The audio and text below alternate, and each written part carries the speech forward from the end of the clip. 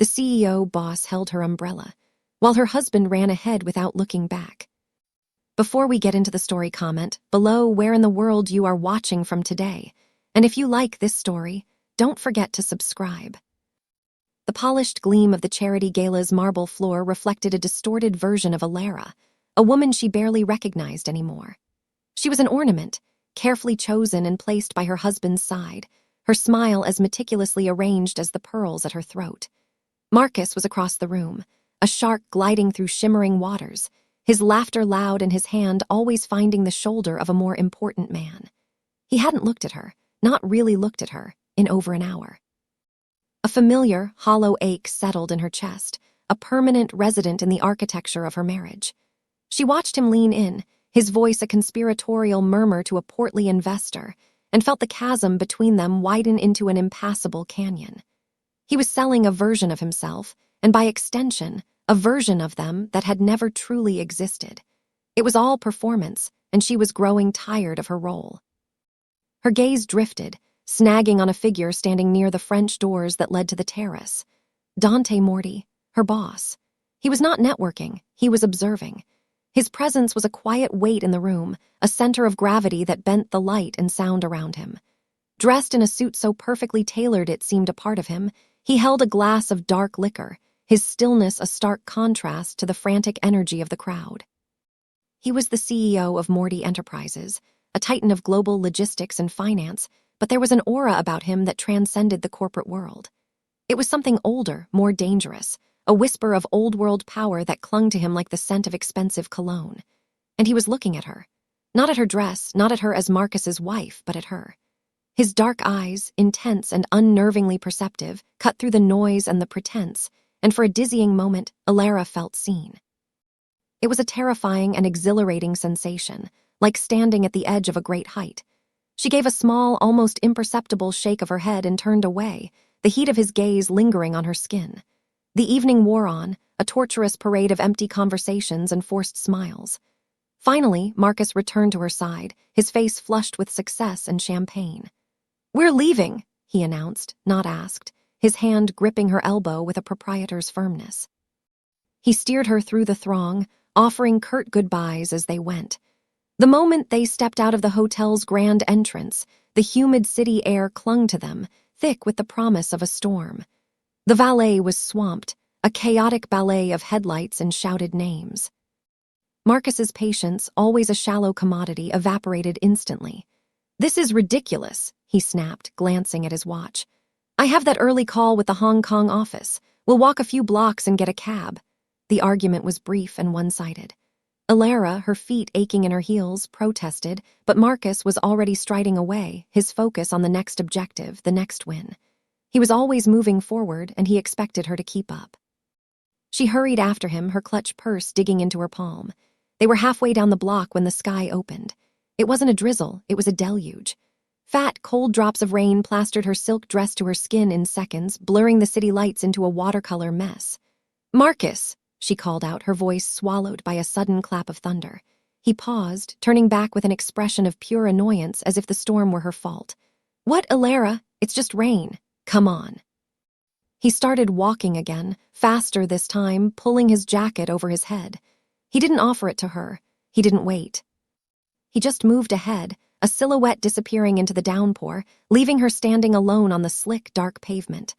A profound, soul-crushing coldness washed over her, a chill that had nothing to do with the rain. It was the chilling certainty of her own irrelevance. She was forgotten, an afterthought. She stood frozen, the water streaming down her face, mingling with tears she didn't realize she was crying. She was so lost in the misery of the moment that she didn't see the black town car pull silently to the curb beside her. She didn't notice the door opening or the figure emerging until a sudden absence of rain made her look up. A large, black umbrella was being held over her head, a perfect circle of sanctuary in the chaotic storm. Her gaze followed the strong hand holding it, up a flawlessly tailored arm, to the face of Dante Morty. He was looking down at her, and the intensity she had felt in the ballroom was magnified 100-fold in the intimacy of the rain-swept street.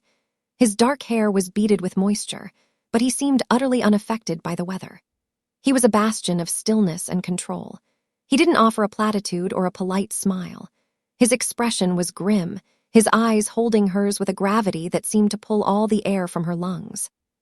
"He should not have left you," Dante said, his voice a low rumble that was somehow clear and distinct above the drumming of the rain. It wasn't a question or an opinion. It was a judgment. A verdict delivered on her husband, and in that moment it felt like a sentence passed on her entire life. He moved a step closer, the scent of rain, wool, and something uniquely him filling the small space he had created for her. He looked past her, down the street where Marcus had vanished, and a flicker of something cold and hard crossed his face. Then his attention was back on her, his focus so absolute it was like nothing else in the world existed. Not the rain, not the city, not the life she was supposed to be living. There was only the shelter of his umbrella and the unnerving, captivating weight of his gaze. He said nothing more, simply held the umbrella steady, shielding her from a storm that felt both external and deeply internal, waiting for a response she didn't know how to give. The silence in the back of Dante's car was more profound than any sound. It was a heavy, weighted quiet, thick with unspoken observations and the lingering shock of the evening. The leather seats were cool against Alara's damp skin, and the vehicle moved through the rain-slicked city with a silent, predatory grace that seemed an extension of the man sitting beside her. He had not pressed her for an address. He had simply opened the door, and she had gotten in, a silent acknowledgement that he already knew where she lived. The gesture was both a comfort and a profound intrusion. Dante did not speak, his profile carved from shadow and the intermittent glow of passing streetlights. He simply looked ahead, his large hands resting on his knees, but she felt his awareness of her in every breath she took. It was an unnerving, palpable presence, as if he could sense the frantic beating of her heart, the shame coiling in her gut, and the fragile, burgeoning seed of defiance that his simple act of kindness had planted. When the car pulled up in front of her apartment building, a place that suddenly felt less like a home and more like a gilded cage, the driver remained perfectly still. Dante turned to her, the confines of the car shrinking until he was her entire world. "Will you be all right?" He asked, and the question was not a polite formality. It was a demand for the truth, his eyes searching hers for any sign of a lie. She could only nod, her throat tight with a knot of unshed tears and unspoken gratitude. He seemed to accept her answer, though his expression remained unreadable, a mask of stoic control. As she reached for the handle, his hand shot out, not touching her but stopping just short, a gesture of restraint that was more powerful than any touch. "Alara," he said, her name a low vibration in the quiet car. "A man who cannot shelter his own wife from a storm does not deserve her." He held her gaze for a beat longer, a silent vow passing between them that she did not yet understand, and then he gave a slight nod to his driver. The door was opened for her from the outside. She stepped out, back into the light drizzle, and watched the black car disappear into the night, leaving her with a lingering sense of his protection and an even deeper sense of her own desolation. Marcus was already home, of course. He was in the living room, a glass of whiskey in his hand, looking perfectly dry and unbothered. He glanced up as she entered, his eyes taking in her ruined dress and disheveled state with a flicker of annoyance. "There you are. I was starting to think you'd melted." "Did you finally manage to hail a cab?" The casual cruelty of it stole her breath. There was no apology, no remorse, only the same dismissive impatience that had left her shivering on the pavement. The fragile dam of her composure, which had held firm under Dante's quiet scrutiny, finally broke. "You left me, Marcus," she said, her voice trembling with a cold rage she hadn't felt in years. "You left me in the middle of a downpour and you didn't even look back." He sighed, swirling the amber liquid in his glass. "Oh, don't be so dramatic, Alara. It was water, not acid." "I had to get back. You know how important the Morty deal is. I couldn't afford to be late for that call." He said the name, Morty, and the air crackled. The man who had just shown her more decency in 5 minutes than her husband had in 5 years was the very man Marcus was so desperate to impress. The irony was a bitter pill.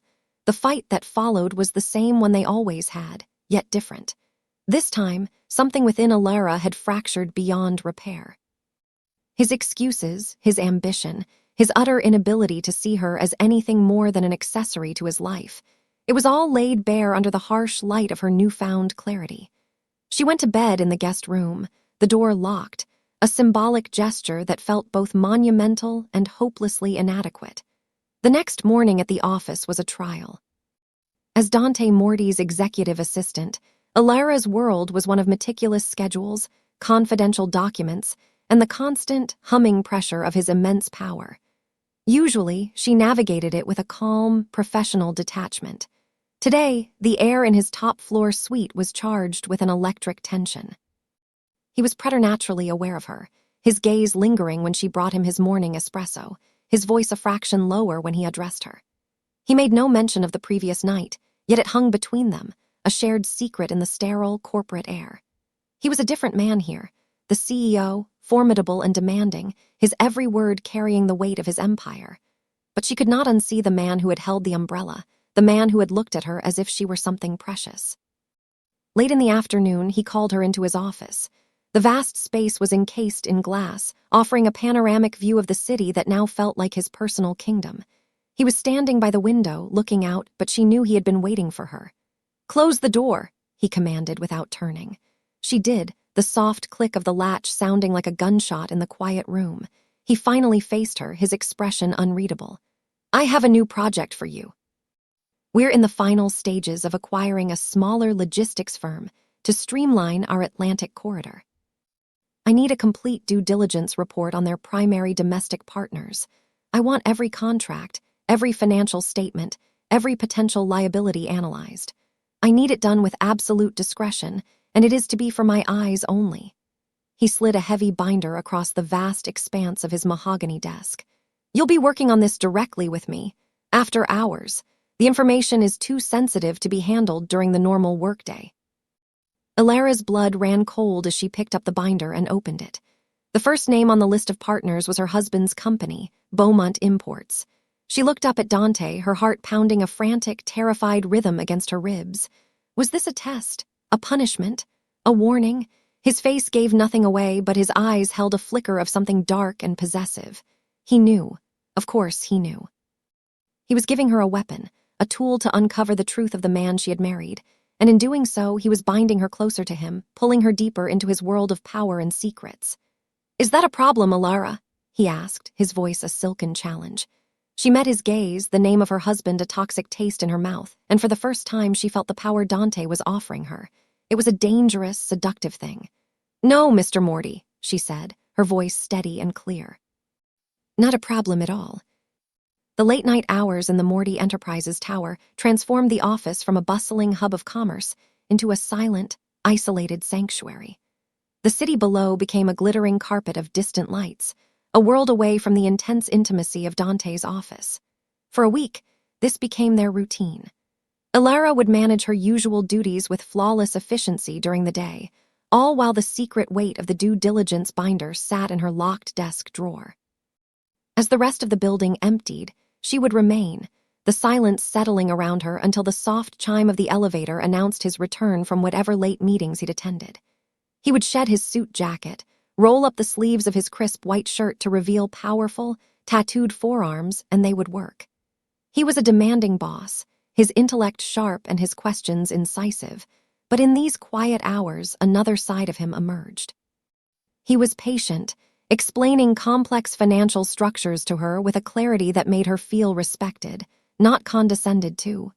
He would watch her, his gaze intense as she cross-referenced shipping manifests and profit loss statements, a silent approval in his eyes that was more validating than any praise she had ever received from Marcus.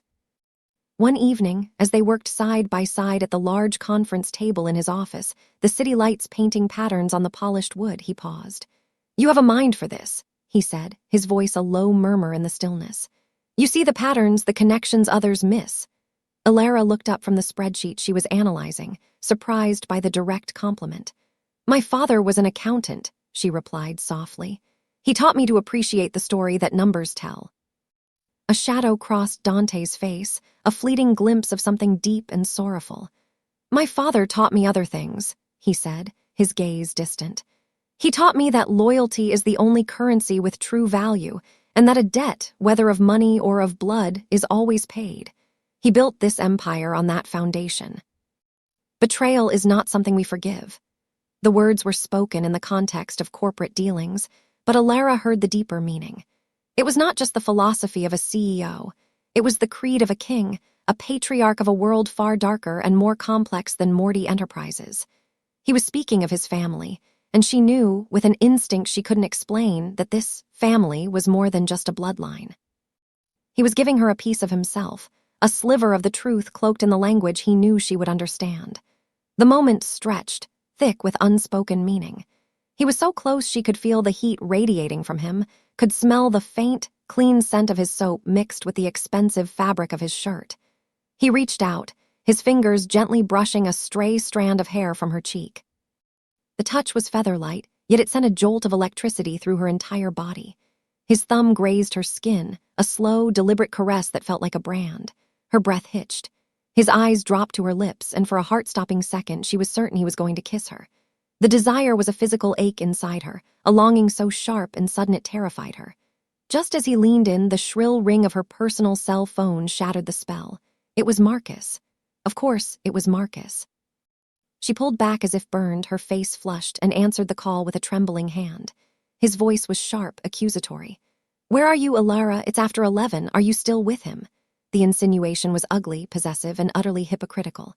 "I'm working, Marcus. I told you I had a priority project." "Working on what? Seducing your boss to help me get the Morty contract. You need to make him like me, Alara. You work for him. Be useful for once."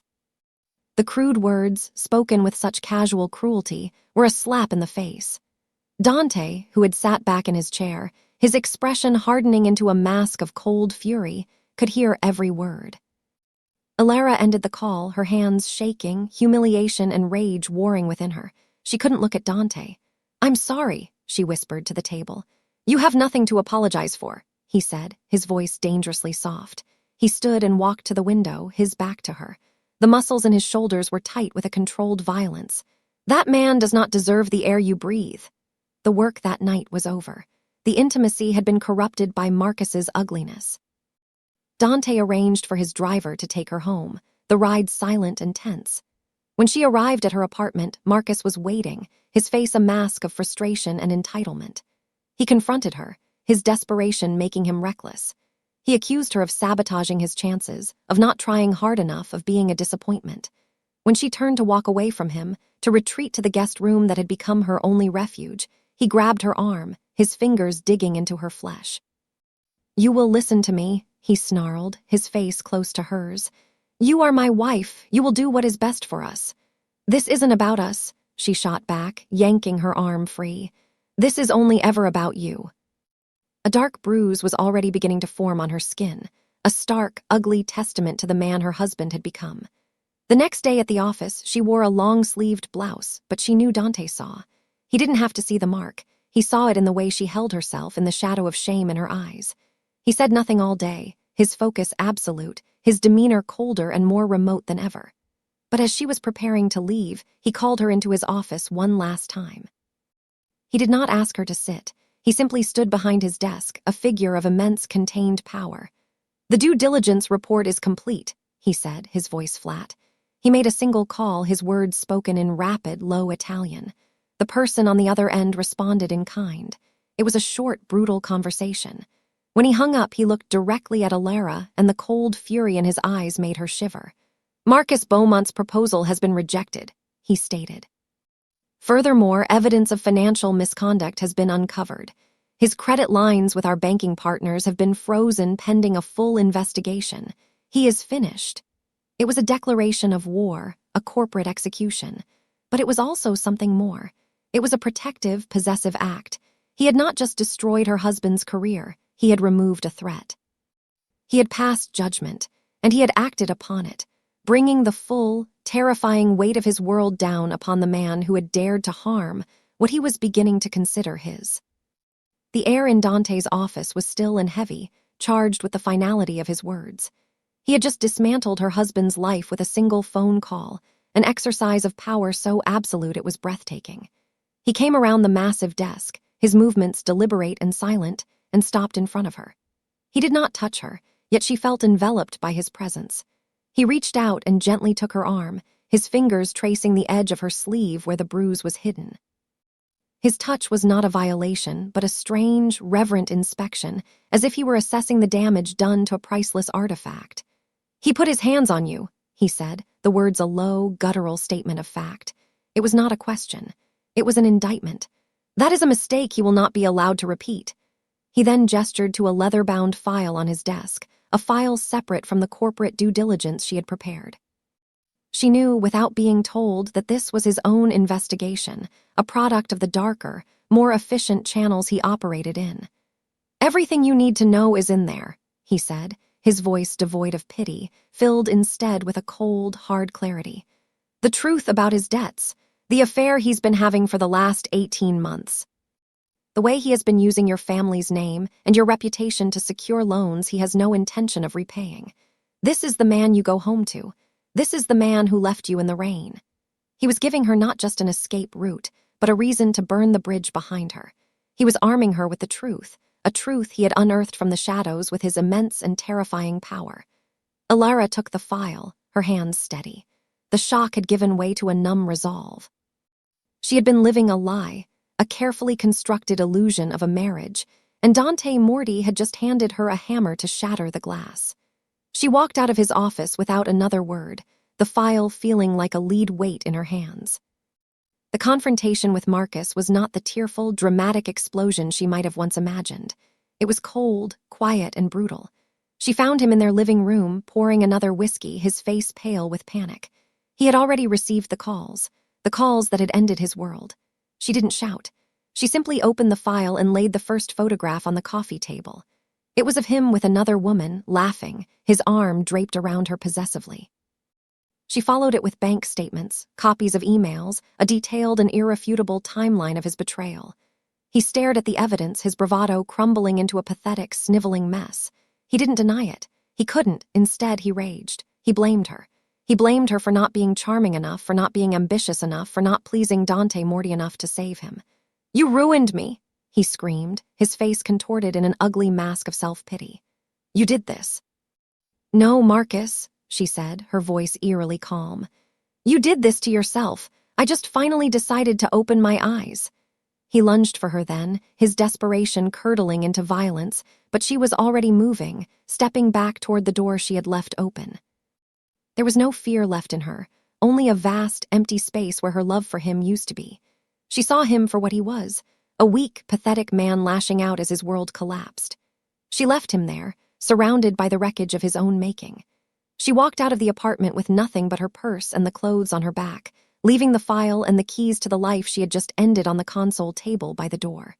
The rain had started again, a soft, cleansing drizzle this time. Felt fitting, a baptism into a new, uncertain world. Standing on the pavement, she did not feel lost or alone. She felt free. She took out her phone and dialed the only number that mattered, the private number Dante had given her. He answered on the first ring, his voice a calm, steady presence in the chaos of her life. "It's done," she said, her own voice hoarse with emotion. There was a pause, a breath of silence on the other end of the line. "Come home, Alara," he said, "not come to my place. Not where are you? Just come home," as if it had been her home all along. The taxi ride to his address, a penthouse in a sleek, imposing tower that pierced the city skyline, felt like a journey to another planet.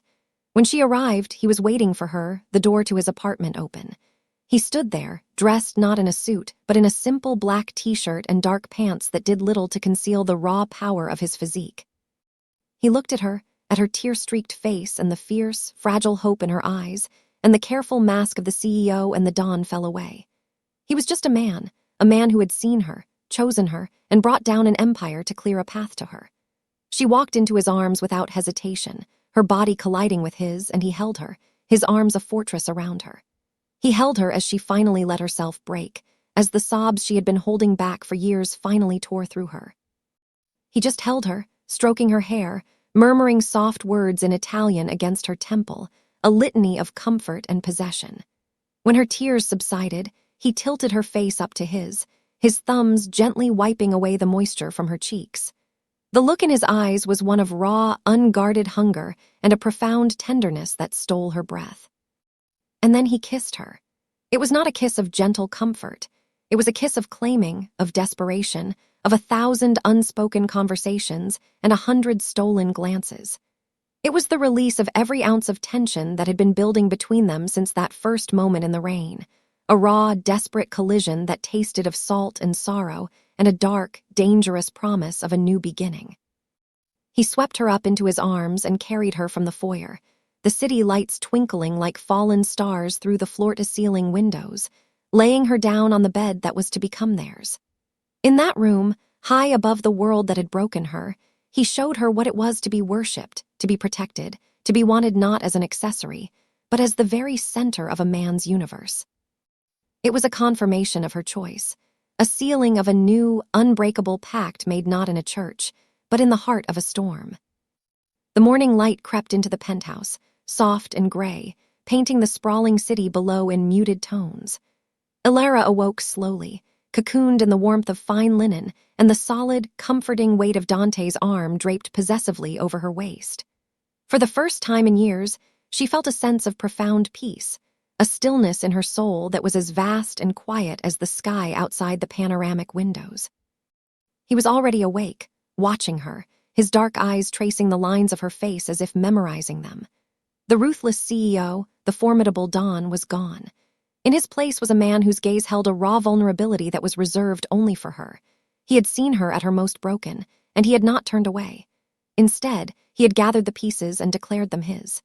He leaned in and kissed her, a slow, deep kiss that was a gentle contrast to the desperate passion of the night before. It was a kiss of morning, of new beginnings, of quiet certainty. After, they sat in the light-filled living area, mugs of strong, dark coffee in their hands.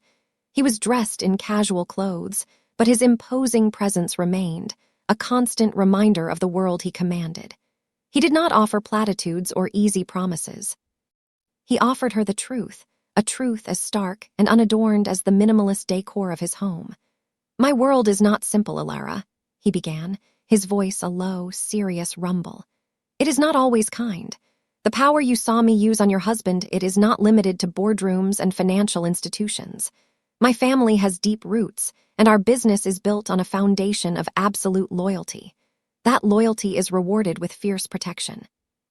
But betrayal, he paused, his eyes locking with hers, betrayal is met with a severity that leaves no room for misunderstanding. He did not need to say the word mafia. She had understood it in his father's creed. In the chilling efficiency of Marcus's destruction, in the old-world authority that clung to him like a second skin. He was offering her a choice, a clear-eyed understanding of the life she would be choosing if she stayed with him. It would be a life of immense privilege and unwavering protection, but it would also be a life lived in the shadow of danger, a world with its own laws, its own brutal code of honor. He was giving her an out, a chance to walk away before she was in too deep. She looked at him, at this powerful, dangerous man who had looked at her when she felt invisible, who had sheltered her when she was abandoned. She thought of the hollow years with Marcus, the soul-crushing loneliness of being an object rather than a partner. The choice was not a choice at all. "I'm not afraid of the dark, Dante," she said, her voice filled with a strength she didn't know she possessed. "I'm afraid of being left alone in the rain." A slow, rare smile touched his lips, transforming his harsh features into something devastatingly handsome. He reached across the small table and took her hand, his large, warm fingers enclosing hers. It was an acceptance, a pact. Her answer was all he needed to hear. Later that day, the final loose end was tied. One of Dante's men, a quiet, impeccably dressed man named Luca, delivered a brief, cold report. Marcus Beaumont, facing financial ruin and a federal investigation for fraud, had fled the country. His assets were seized, his name was a disgrace, and he had been effectively erased from the world they inhabited. It was done with a clean, surgical precision that was both terrifying and, to Elara's surprise, deeply reassuring. Dante had not just removed a problem, he had cauterized a wound, ensuring it could never harm her again. Life with Dante was an education in a new kind of power. It was the quiet authority that made waiters appear out of nowhere, the way doors opened with a simple nod, the deep, unwavering respect in the eyes of his men. But it was also the way he would stop in the middle of a vital phone call to simply watch her read a book, the way he would bring her a cashmere blanket when she fell asleep on the sofa, the way he looked at her across a crowded room as if she were the only person in it. He had brought her into his fortress, and he had made her its queen. Months later, Alara stood on the terrace of the penthouse, the evening breeze cool against her skin. The city spread out before them, a dazzling tapestry of light and life. Dante came to stand behind her, his strong arms wrapping around her waist as he pulled her back against his chest. He rested his chin on her shoulder, his presence a solid, unwavering anchor in her world. There were no storms on the horizon, only the clear, promising light of a future she had never dared to imagine. He was no longer just the man holding an umbrella over her head. He had become her shelter, her home. "You are safe here," he murmured against her hair, his voice a familiar, comforting rumble. She leaned back into his strength, her hand covering his, a quiet sense of belonging settling deep in her bones. "I know," she whispered, her eyes on the endless city lights. She had lost a life she thought she was supposed to live, only to find the one she was truly meant for, not in spite of the darkness, but because of it. The romance had not been a fairy tale. It had been forged in a storm, tested by betrayal, and finally earned through a choice made with open eyes. And here, in the arms of her protector, her king, her love, it was conclusive, satisfying, and absolute. 2 years later, the city was a distant memory, a glittering skyline viewed only on occasion from the secure tranquility of Dante's ancestral estate. The sprawling stone villa, nestled in the rolling hills of the countryside, was a world away from the cold glass and steel of his penthouse. It was a place of old money and older secrets, of sprawling oak trees that had witnessed generations of Morty triumphs and tragedies. It was here, in the heart of his empire and his family, that Alara had truly found her home. She stood in the long gallery, the cool marble floor beneath her bare feet, watching as a soft autumn rain began to streak down the tall, mullioned windows. The sound no longer held any terror for her. It was a lullaby, a gentle reminder of the storm that had washed her old life away and delivered her to this one. In the center of the room, on a thick Persian rug, Dante was on his knees, his broad shoulders and powerful frame a stark contrast to the delicate task he was performing. He was carefully helping their 1-year-old son, Alessandro, stack a set of wooden blocks. The boy, with his father's dark, serious eyes and a stubborn tuft of black hair, squealed with delight as a clumsy tower finally rose 3 blocks high before toppling over. Dante did not laugh. Instead, he watched his son with a quiet, fierce intensity that was both tender and terrifying. It was the same look he gave Alara, the same look he gave the world, a look of absolute ownership and unwavering protection. He was not merely playing with his child. He was observing the future of his dynasty, a legacy he had now entrusted to her. She had learned the full truth of his world in the intervening years. She had met the capos who reported to him, men with hard eyes and an unshakable loyalty.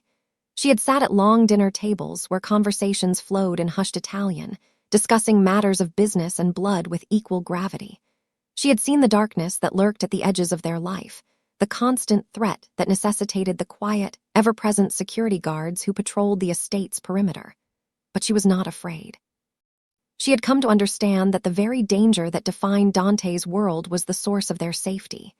His power, so ruthless and absolute, was a fortress built around them, and inside its walls, she was untouchable. He had given her a life not of gilded cages, but of willing partnership. He valued her mind, seeking her counsel on the legitimate side of his businesses, respecting her insights with a seriousness Marcus had never been capable of. She was no longer an ornament.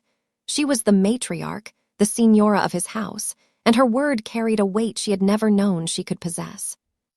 Dante looked up then, his eyes finding hers across the room, a silent conversation passing between them. He had felt her watching. He always did. He scooped Alessandro into his arms, the boy's small body held securely against his father's powerful chest, and walked over to her. "He has your stubbornness," Dante murmured, his voice a low rumble against her ear as he came to stand beside her at the window. He pressed a soft kiss to her temple, his free arm wrapping around her waist to pull her flush against his side. "And your grace," Alara replied, her hand coming up to gently touch her son's cheek. She leaned her head against Dante's shoulder, breathing in the familiar scent of him, clean, masculine, and safe. As they stood together, a soft knock echoed from the gallery's heavy oak door. Luca appeared, his presence as unobtrusive as a shadow. He nodded once to Dante, a gesture of profound respect, and then his gaze shifted to Alara. "Signora," he said, his voice low and formal, a stark acknowledgement of her place. He held a thin, sealed manila folder. Dante did not move to take it, merely gave a slight inclination of his head. "It is done. The last of the Beaumont holdings in South America have been liquidated. The accounts are closed." Luca placed the folder on a nearby console table and vanished as silently as he had arrived. The brief intrusion of that other world, the world of cold numbers and colder consequences, hung in the air for a moment. Alara felt no chill. A year ago, the name Beaumont might have stirred a phantom ache of betrayal. Now it was just a name, a ghost from a life that belonged to someone else. "Is it truly over?" she asked, not out of concern for Marcus, but for the finality of closing a chapter. Dante's arm tightened around her. He made his choices. He was a loose thread in a tapestry he did not understand. "I do not allow for loose threads, Alara, not where you are concerned." He turned her to face him, his free hand cupping her jaw, his thumb stroking her cheek. "This life, the power it takes to keep you and our son safe, it is not always clean. I never wanted to hide that from you." She met his intense gaze without flinching, her own love a fierce and steady thing. "You never have.